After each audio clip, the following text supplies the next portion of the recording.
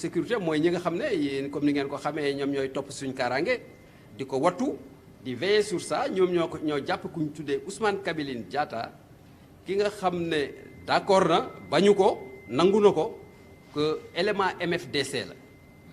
bi mu ñëwee Dakar nag dafa def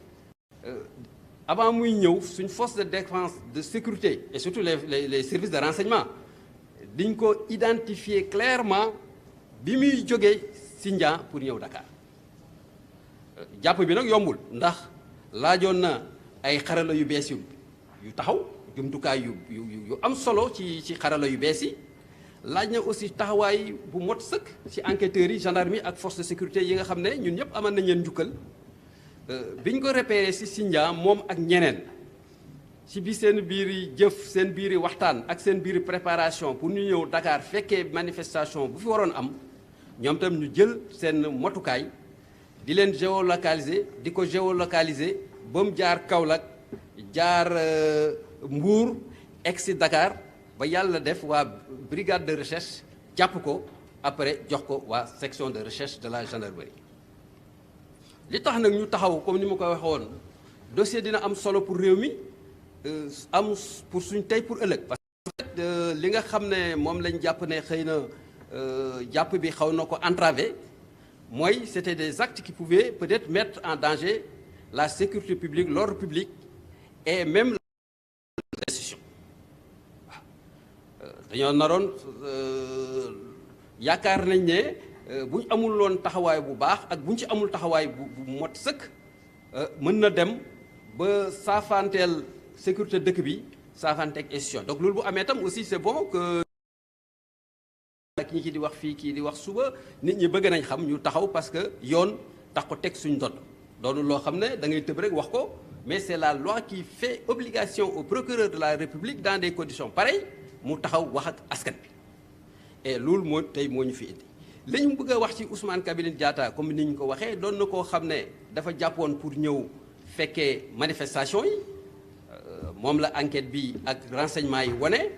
te dañoo bëggoon profiter aussi ci circonstance trouble bu am ñu attaquer propriété yi attaquer biens yi def ay pillage def ay destruction yàlla nag def na xëy na loolu yëpp antuwul looloo tax comme ni ma koy waxee woon léegi ci français dañuy remercier les forces de sécurité pour leur vigilance leur promptitude et leur savoir-faire li ñu xam nag ci ngóor si mooy bi ñu ko jàppee ñëpp ñi nga xam ne waroon nañ daje Dakar dañoo tas ci biir Dakar ak ci biir Sénégal peut-être mené ak xarala yu bees yi ak des renseignements avec les ressources humaines ressources techniques et numériques pour effectivement ñoom ñëpp ñu jàppaleen pour que fi ñu teg Ousmane Kabiline pour enquête bi procédure bi def ko pour ñu leen yóbbu leen tribunal ñu àtte leen comme effectivement ça doit se faire dans tout pays démocratique voilà. Ngor si nag bi ñu jàpp doon na koo xam ne boo xamee profil am xam itinéraire am xam profil psychologique am xam parcours am war nga jaaxle war nga tiit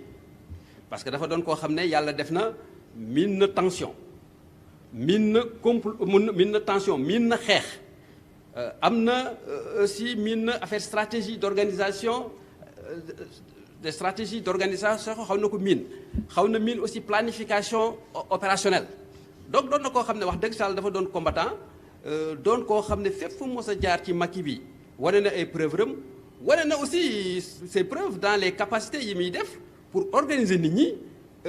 mobiliser aussi nit ñi pour les pousser effectivement à l'action loolu moom tam enquête bi ak renseignement yi aussi wane na ko parce que moom wax na ne bi mu amee bi mu joxe amee certificat la dem ci Macky bi mu demee dem na ci base yëpp nag parce que base bés bu mos a nekk ci Macky bi wax tudd na ko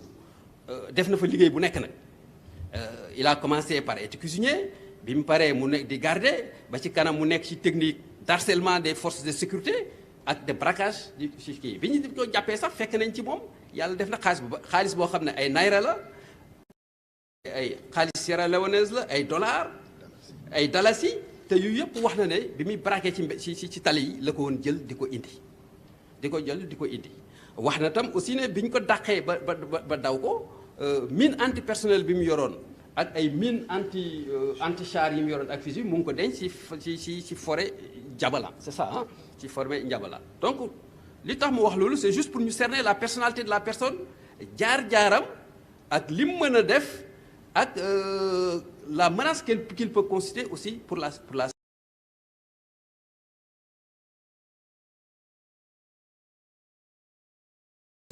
ni ma ko waxee nag mooy poste de presse bi ça ne faut pas dire culpabilité parce que on respecte la présomption d'innocence et les droits de la personne amul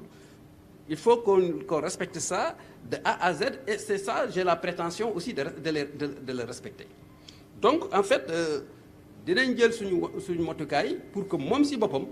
ñu traduire ko devant des juridictions et ñii nga xam ne jàpp nañ leen ñii nga xam ne daw nañ aussi on va mettre tous les moyens de l'État, tous les moyens des forces de sécurité et de défense pour ñu jàpp leen fépp fu ñu mën a nekk pour ñu tardé enquête bi tam war na wax toute personne boo xam ne nit koo xam ne tax nga ci ni A ni ci Z avec rebelle yi ñu poursuivre la traduire le devant les juridictions pour nga répandre ces actes parce que pour nous de notre point de vue il peut pas y avoir ni d'intouchable ni d'impunité képp koo xam ne tax nga ci venue rebelle yi fii ci Dakar muy ni A ni Z de façon directe ou de façon directe notre devoir te dinañ ko sàmm mooy ñu fexe ba enquête bi leeral lépp ku ci tax ñu indil le tribunal àtte la comme il se doit dans un état démocratique qui respecte effectivement les droits de la défense. Mbokk yi donc loolu laa bëggoon wax ci gàttal comme ni ma koy waxoon aussi di leen remercier si seen